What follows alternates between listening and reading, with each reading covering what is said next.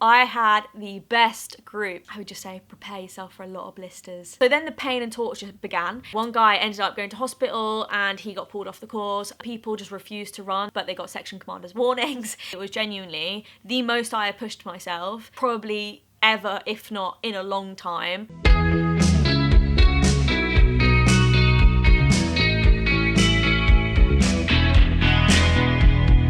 Hey guys, and welcome back to a new YouTube video. So I'm back from basic training and I have shared with you the sort of unpacking and the packing, and now I want to share with you what actually happened on basic training. So this is going to be a story time-esque video and just basically explaining everything that happened in my 9 days so far of my reserves basic training for the British Army.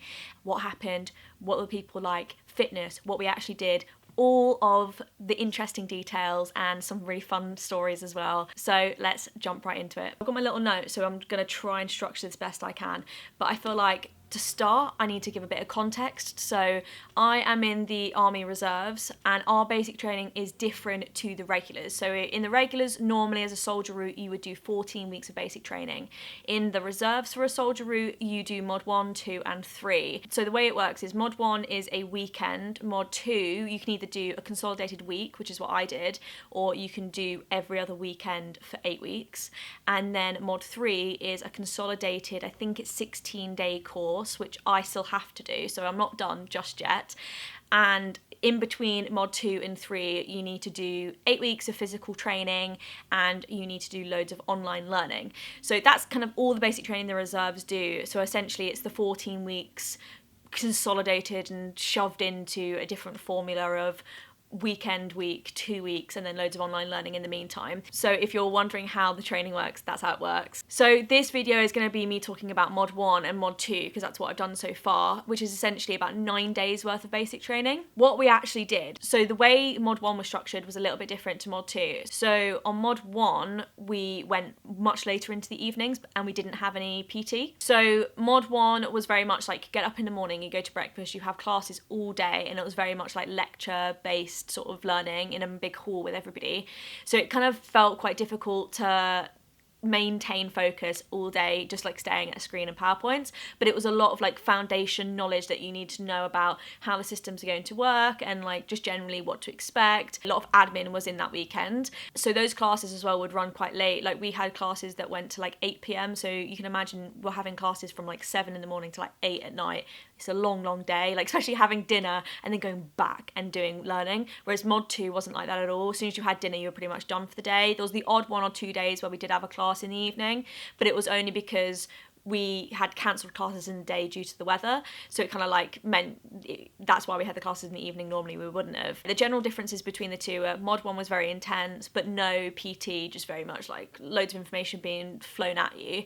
Mod 2 you had a lot more spare time and it was much more practical and physical, which I really enjoyed. So mod 2, what we did on mod 2, as I said, was very practical. So we had a lot of your weapon handling. The main focus of mod 2 is your weapon handling test and passing that. And then we did PT, pretty much 5 PT sessions in that week, so out of 7 days, so most days. And then we did drill and we had a map lesson and then we did a night in the field. I really enjoyed the structure of mod 2. I felt like they had balanced the physical with the lessons and the PT like very well, so that the flow of the day meant that when you were just getting a little bit tired you would then go and do like a gym session, you'd perk up, and then you would have, so I just really liked how they planned it. Whereas mod 1 I said was very like intense with information coming at you. I found it much harder to focus. I felt much more tired on mod 1 than I did on mod 2. Like mod 2, to be honest, it only hit me I think on the second to last day. I basically went a week feeling pretty fine, and then it was only on the second to last day where you think, oh, I'm a bit tired, and then I perked up. But I also think to note on the consolidated, and I'll definitely feel it when I go on mod 3, with the reserves, you have your whole week at work, and then when you're meant to have time off at the weekend, you would then start going on a course, and then you're on a course for 8 days straight, and then you get back and then you're doing another week of work. So it wipes you out in that you're working probably 20 days with no breaks and like no day off. Whereas in the regulars, you do get time off and you do get, I think, a day off a week or half a day off a week or something like that. So it breaks it up a bit more, whereas with us, we just plow straight ahead. But it's like a minor thing, you know, tiredness is going to be expected. It's just when you sit and think about it, you're like, wow, I haven't had a day off in like 3 weeks. So that's pretty much what we did. Now I want to talk about the PT. I think the PT for me was the hardest part of Mod 2. As I said, that the main focus is weapon handling on Mod 2, so because I'd done a lot of weapon handling before I went, I'd already done a weapon handling test and passed that for a mock, so I knew that I could pretty much for the first 5 days breeze through it, because all the tuition that you're having is on something that I already know that I can pass. So I'm grateful that I had a lot of tuition from my unit to get me up to a really good standard, so then I could relax a little bit when I was on course, which I think as well is why I didn't feel so tired or feel so drained. Whereas I think if you were learning all of those skills fresh and some people had never touched a weapon before, you'd get very drained, I think, because it's just so much to take in and so much to try and understand in such a short period of time. So because I'd done all of that training before, I think the hardest thing for me was the PT. Now, most of the PT sessions were easy. It was just one, and I will get to it. Like, I'm still emotionally recovering, I think. It was traumatic for everybody involved. So we had 5 PT sessions. We started with a roll fitness test, which is exactly what you do at assessment centre. So you do the mid-thigh pull, you do the ball, and then you do a 2K run. I was pretty happy with my scores. I knew that I didn't want to go all out because I have to do the exact same test when I go on Mod 3, and they would like to see some improvement. So I was like, let's hold back, tactical. Let's hold back a little bit and still pass and still do a good score. I put my scores here of what I got, and I got better than what I did at the assessment centre, so there's been improvement. But I was like, let's not go all out because I don't want to kill myself on Mod 3. Plus as well, this week I was just coming off the back of my knee injury when I went, so I was like, I really don't want my knee to pop on any of the training that we were doing, because I didn't know how it would fare. Like, I had never done a tab since my injury, and like I had not done really a long run since my injury. I'd only probably ran like 3 miles. So I was like nervy basically that week. I didn't want to overdo it because I thought if I get injured and my knee pops out on day 3 on some light run, Lord, I'm gonna be kicked off the course for something that's so minor. So I was trying to hold back a little bit so I wouldn't get injured. But since then I realised that my knee is actually a lot stronger than I give it credit for. So I'm not worried for Mod 3. I know I'm gonna smash it and kick it out the park. Fingers crossed, we say that now, fingers crossed. So PT. So the first session I said was the roll fitness test. So we did that on the Saturday morning. On Sunday we went into the gym session, which I loved. The PTI's playlist was literally like my playlist. It was like really good, like early 2000s, late 90s, like rock, throwback, alternative music tunes. And I was just there like Eminem, like, yeah, I can do push-ups to this. Like, I was just loving it. So half the session was like strength, and it was basically going through movements that you would do in the gym: squats, lunges, press-ups, showed us how to do deadlifts, things like that. Very informational, really enjoyed. And then we did sets of them. I think we did about probably 100 reps of each movement in that first half of the session. And then you go into the conditioning, which is basically an AMRAP. We did 4 rounds of 4 minutes. I feel like I can never explain AMRAPs. I'll put it on the screen to break it down if anybody wants to try the workout. So you did a minute of press-ups, a minute plank, a minute squat, a minute run, and then you do that twice, and then you get a minute break, and then you do it twice again. And that was the workout we did. I love how I can remember that. So that was also really fun, and that's how I train anyway. So I found that whilst it was challenging, because you're doing bloody like over 100 reps per movement, it wasn't like extremely taxing because I train like that. I'm used to training like that. So that was the second PT session. Now the third PT session is where I was tested, where my soul left my body. I'm trying to think how to explain it to really emphasize and explain the pain that was inflicted that day. So I think what made it worse is we as recruits do not know what we're going to do each day until we're physically doing it. So for that PT session, we got told on the day after the warm-up, you're going to be doing a steady 2K run, and we're going to practice marking, which is like when you're tabbing in a big group, you have markers to basically run out and check what's clear and run back, and yeah, basically it was going to be practicing that. I think we all thought, oh, that's going to be easy. Like, all the stuff we've done so far fitness-wise has been like 5 out of 10. So I think we all thought it's going to be chill. Well, I definitely thought it's going to be chill. 2K run round camp. Even if it's like, 4, 5K, steady run round camp. I was prepared. But I was not prepared for what actually we did. I was like, you all lied to us. So we basically ran out to, if anyone knows Purbright, you basically run out of the camp, and there's where all the ranges are, and it's really hilly. So we ran out to there. I want to say it's a mile, it might be a mile and a half. Again, no idea on the distance of anything. You can't wear a watch, you can't Strava or anything, so you don't know how long you're going for, what pace you're going at. It's all dictated by the PTIs, and I think that can mess with you, because obviously in Civvy Street I know pacings and heart rates and all of it, so I can know when to push myself and know when to pull back and know like when the end is going to be. And when you don't know any of that, it can kind of get into your head a little bit. So we ran out, as I said, I think it was about a mile and a half to the hills, and they were like, let's have a water break, and we're all thinking, and run back, and that's going to be that. No. So then the pain and torture began, and we basically had to run up Heartbreak Hill and Concrete Hill and run back down. Now these hills are like that. Like in my mind they're like that, but they're probably like that. They're very steep. They're about 100 meters to go up, and then you kind of run round and then you run back down, which doesn't sound like a lot, but it's when you're doing them one after another. People are around you, the PTIs are screaming like, it's an individual effort, overtake people, go past them, not climb over people, but pretty much that was like how it felt.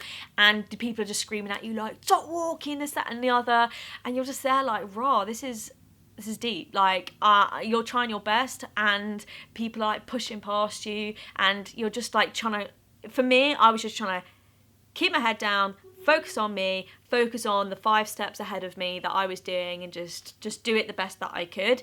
But genuinely, like I think by hill 4 and hill 5 I got to the top of these hills and I just couldn't breathe. I was like, wow, the asthma is kicking back in from 10 years ago. I was there like literally gasping for breath, and then you have corporals basically going, go on, and pushing you back down, and you're there just like, I felt like, because you're so exhausted in your cardiovascular system, because I don't train doing hill runs. I should, but I don't. I do a lot of intervals, but I don't do hill sprints or anything like that. I live in London. Like, the most hill I have is probably the steps to Westfield. So it's just not the same. Whereas I think some people that were, you know, based in Wales or based up north, they have very hilly, you know, terrain that they can train on all the time. So in that respect, they did have the advantage. So I need to like go and scout out some hills, basically, is what I'm saying, before I go on mod 3. But I basically really struggled mentally on that run, because I just felt like I had no breath left. We'd done it straight after breakfast. It was a day where it was like 25 degrees. And as I was running, I just remember thinking, 'cause you have your water bottle like belt on and it just slaps on your stomach like as you're running. I remember thinking, I might throw up. But I was just like, we'll cross that bridge when we come to it, and just kept running. And it was just, yeah, it was an intense session, and then we had to run back to camp. But I must say, that mile or mile and a half run back to camp was like lovely. That was steady. It felt really good. But yeah, in the moment of doing this hill run, it was genuinely the most I had pushed myself probably ever, if not in a long time. Mentally I found it difficult, but at the same time I absolutely loved it, like being pushed that much to the point where you're like, I don't actually know if I can do it. I'm gonna try, but I don't physically know whether I'm capable of doing it. Like, it taught me a lot about myself in those little moments. I know some people probably, or from my course, will watch this video and be like, that hill run was easy. Or they might be like, yeah, me too. I don't know how other people found it. And I think also that adds to the mind games, because when you're running with people, internally I'm thinking my face is probably showing that I'm in pain, but externally it might just be like neutral, and then other people are looking at me like, does she find it hard? Do they find it hard? And you're constantly comparing against other people that you're in your cohort with, and it just kind of like messes with you, I think, because you don't know whether you're fit enough, you don't know how you're doing. You just know to get through. And I did get through. So that was an interesting run. But honestly, we lost people on that run. We lost people. So there was one guy that ended up in hospital. So he was the most serious one. And I didn't know about any of this until after the fact. Because as I said, I was like, get your head down, block everything off, and just run. Because I think if I was looking around me and like focusing on other people, it would have been too much for me. So I know that, yeah, one guy ended up going to hospital and he got pulled off the course. Another guy, I think, cut his knees, and he, obviously because he had to have stitches and he couldn't do any of the PT for the rest of the week, he got pulled off the course. Other people just refused to run. I don't know whether it was like a mental thing or whether they weren't fit enough, but they got section commanders warnings and they got pulled. I don't know why I'm laughing. I'm just like, Jesus Christ, imagine though, if you go on basic training and then you get section commanders warning for not running up a hill, like, it's a lot. So we did lose, I think, 4 people on one run, which is insane, because I think naively I went onto the course thinking we're pretty much who's here is going to pass, and that definitely wasn't the case. We lost a lot of people in that week, mainly on the fitness, not passing stuff, and on the weapon handling test, people just didn't pass it.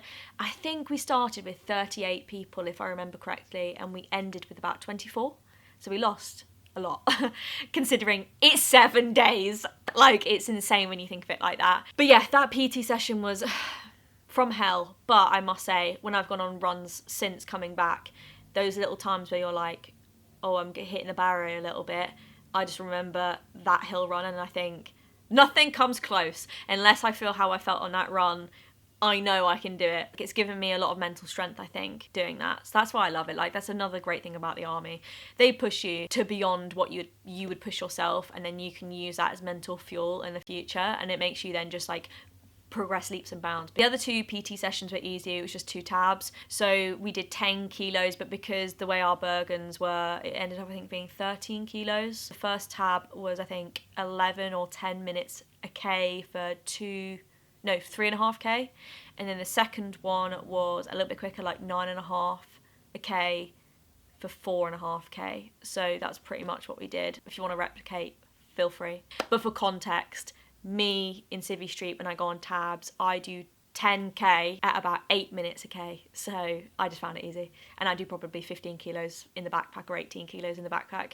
So definitely I was over prepared for the tabs, which was good because it just meant you could like just scuttle along. Plus I was at the front because little legs, and they put all the short people at the front. I was at the front and I was next to the BTI, and I was just like having a good chat with him the whole time. I was like, how many recruits have you done then? You do the reserve slot, just having literally a big chin wag, which is another thing. I feel like I don't know whether you'd be able to do that in normal basic training, whereas because it's the reserves, they're just a lot more chilled out, which I like. Because at the end of the day, if I can do the tab and sit and talk to him the whole time, one, it shows I'm probably fitter than if I couldn't do it, and two, it makes the session go a little bit easier for me and him. He probably is thinking, please be quiet. I don't know. Sometimes you just think, I don't see the harm in doing that. Like, it makes the week go by a lot more enjoyable. And then the final bit of fitness, we did it after the last tab, and we did the second half of the roll fitness test. So that's when you do the stretcher carries, you lift 44 kilos for 200 meters, and then you do basically this like leaps and bounds thing. So you go, I'm up, he sees me, I'm down, and you do that up, down, up, down, up, down, and then you do like leopard crawl, which is like the army crawl, and then you have to do a casualty drag of 55 kilos, and you drag it, I think, 20 meters. All of that was pretty easy. The only thing that I found really difficult is I had calluses. Like, I'll put pictures on screen. I mean, even now, it's been like 2 weeks and my hands are still like recovering, but at the time I had really bad like a blood blister here. So when you're lifting 44 kilos, pressing onto that, it really hurt. Like, put it like this, I was running with these little shuffling with these little jerry cans, and as soon as I put them down and finished that task, my blood blister just popped and went everywhere. It was disgusting. But yeah, other than that, all those tasks were pretty easy. I would just say prepare yourself for a lot of blisters and bruises, to be fair, because you get so many. Like, that's also, side note, nothing relevant to the fitness, but just the amount of bruises you get. I'll put on screen a collection that I had that week. I was literally dot to dot. You could draw pictures. We all had bruises. All of us girls would go into the room at night and be like, who's got this bruise today? Who's got that bruise? And we'd have like matching bruises. I had them on my hips, knees, thighs, arms, upper arms, neck, like fingers. Oh, I had so many blisters and calluses all on my fingers. I thankfully didn't get any blisters on my feet, but so many other people did. Like, people had basically the whole back of their heel come off and all sorts from just wearing the boots and stuff like that. So my advice on that topic would be brace yourself, Sudocrem, blister plasters, and knee pads, knee and elbow pads. When we were doing our weapon handling, you have to go into the prone, which is when you like lie down on your front, and we were doing it on concrete. So you can imagine you've got a 5 kg rifle that you're holding, and it's basically pressing that weight through your elbow into the floor, into the concrete, and you're there for like hours, especially when you're on the ranges and stuff like that. So it just means that you just get loads of bruises, and the rifle's like digging in every time you shoot back. So like all of it, you're getting bruises from it, and plus I bruised like a peach. That does move me on as well to the people. This video is going to be so long. I had the best group. Thankfully, I did all of my training with the same group, and I will finish my training with the same group. So we had a group of 7, including myself. So me and 6 girls. We're the cutest group. Honestly, I feel like we bonded so much in that week, and we were doing face masks together. Like, I felt like we were properly living up to what these guys probably expected girls to be like. But like, we were a little family by the end of it, and I just loved that. We all got on really well. We all complimented each other, I think, a lot, and we just laughed the whole week, and I loved that. Like, we just had the randomest conversations, the funniest things. I think anyone that's gone to basic training knows that, like, you will laugh at things there that are not funny. If you said that to somebody down the pub in Civvy World, they'd look at you like, what are you on about? But when you're there and you're sleep deprived and you've all got that common interest, you'll be laughing at the silliest things. Like, we had conversations like, would you rather be a plate or a bowl?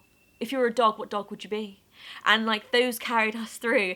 And as I said, like, the random, but that was like our evening entertainment when we're like doing our ironing, would be like, real talk, so and so, what dog do you think he is? And like, that would keep us going. Most random games. We also played Heads Up, if anyone's played that, like a game on your phone where you basically charades, and we played that like it was a big group. And I feel like because we were all on, for mod 2, on one floor in a block, us and the guys, our whole cohort could then go into the common room at night and like chat and stuff. So we probably had an hour and a half a night, especially towards the last 3 or 4 days, where we all could just sit up and chat and get to know each other, and that definitely bonded our group a lot more. And thankfully all those people are going on to my next batch of training too, so I feel like we do have a good foundational bond to go off next time. Whereas in mod 1 we were all in different blocks, so I didn't really see anybody outside of the people that I shared a room with, and I only shared a room with 4 other people, so it was very isolating, and you'd only really see people at lunch and occasionally talk to people, but it's just not the same 10 minutes at lunch or at breakfast than it is spending 3 hours a night with them, because then you can like know who to talk to in the day, and it just builds your bonds even more. But yeah, on the people topic, the best people, I loved our little group, guys and the girls. Like, everybody's personality, I think, complemented each other really well. Everyone was so funny, and it just meant that I found myself being inspired by people that I was there with, and also just laughing my head off the whole week. And I think when people were down, other people could pick them up, and we were really just a big team, and I just loved that. And I feel like you do come away, even though it's only been a week, with like really good friendships, and that's one of like the unexpected things I think when you go to basic training. Like, you expect to do your training, but you don't expect to come away knowing like really great people. So the next topic is food. The food I was told was going to be rubbish, and when I was on mod 1 it was in fact rubbish. There was not one meal that I enjoyed on mod 1. Like, every meal was just torturous having to eat. You were like, Lord. I was told to bring so many snacks because the food was bad. But on mod 2 the food was absolutely exquisite. I don't know whether they'd like done a new menu, whether some chef was on that week that was just really good, or whether my standards had just dropped and I was starving and I'd eat anything. Not sure.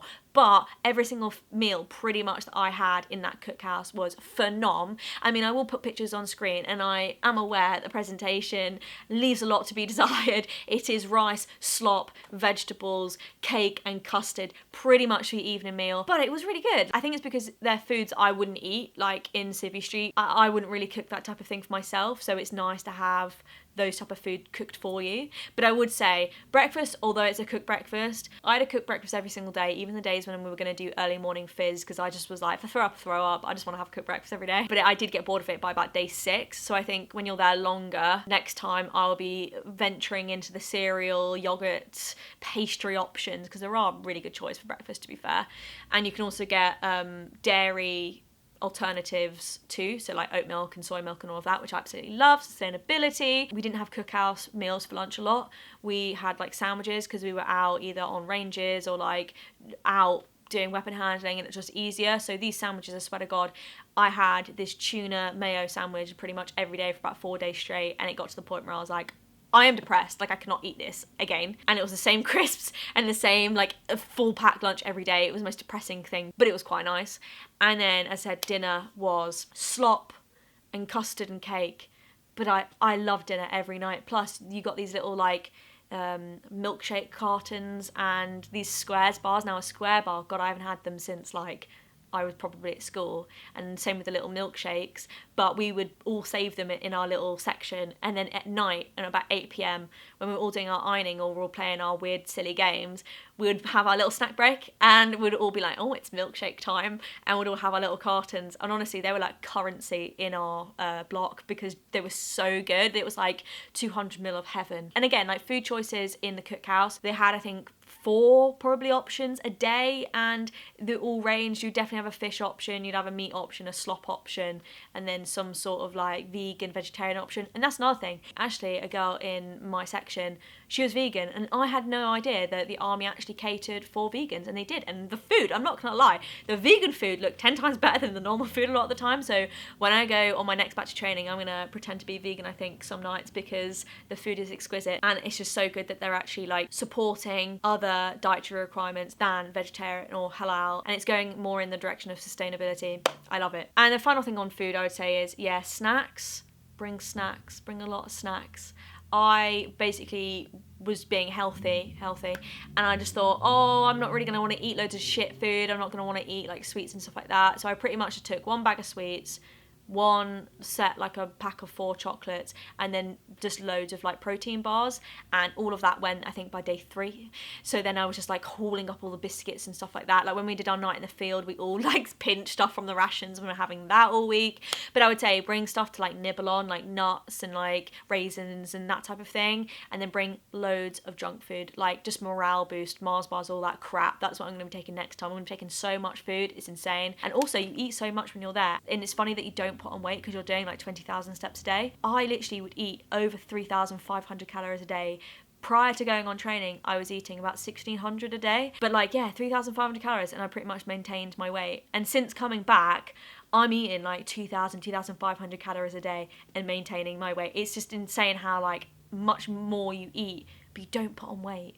Like, it's crazy. So moving off food and onto kit, I'm actually going to make a whole separate video, I think, on kit. There's so many things I wish that I took that would have made life so much easier. So I'm going to put that in a whole separate video. So I think that's pretty much it for the video, but I'm just going to conclude with final thoughts about how I felt that it went. So I absolutely loved it. Like, I loved the week. Everything we did, the people, I didn't want to go home. A lot of us were like that. We were like, oh God, we kind of want to stay. And for me, because I want to go full time in the army, it was a really good test for me before I went to see, like, do you really want this? Because it's one thing to say you want to be in the army, but having not had any long-term exposure to it, you can never be 100% sure, and this week definitely confirmed for me, like, this is definitely what I want as a career. I really loved it. I can see myself being there. It just gave me an extra motivational push to be like, yeah, this is what I want to be doing long term. So yeah, other than that, generally I think it went really well. Obviously I passed and I really enjoyed it. I think fitness wise I was pretty prepared for it, although hill runs, and just generally I think I'm going to do a bit more HIIT and just a bit more upper body, like pull-ups, and try and get some pull-ups. But I do want to get a bit more strength and get a bit more like high endurance running and hill sprints and stuff for next time, just so whatever they throw at us, I know I can be confident. I don't have another blackout moment when I went on the hill run. I was like, Lord, take me now, this is too much. It's interesting for mod 3 because there's not really anything I can prep, whereas mod 1 and 2 I knew what we were going to be doing on the syllabus, and I knew that as long as I like did all of my weapon like handling and stuff like that, that I would find the week easy, whereas I can't really do that next time around because it's much more like in the field focus and stuff like that. So I'm going to basically prep my map reading because that's not a strength of mine, I'm not going to lie, and other than that there's nothing I can really prep, so I'm just going to have to go with it. But I'll definitely update you guys as I'm going through it. Hopefully you found this video interesting about story time on what happened for me on basic training, and I'm going to put other videos out about kit and just other elements to basic training and fitness and stuff like that in the coming weeks before I finish off my training, which is going to be soon. That's the end of this video. I will see you guys in the next one, and I'll see you guys next time. Bye!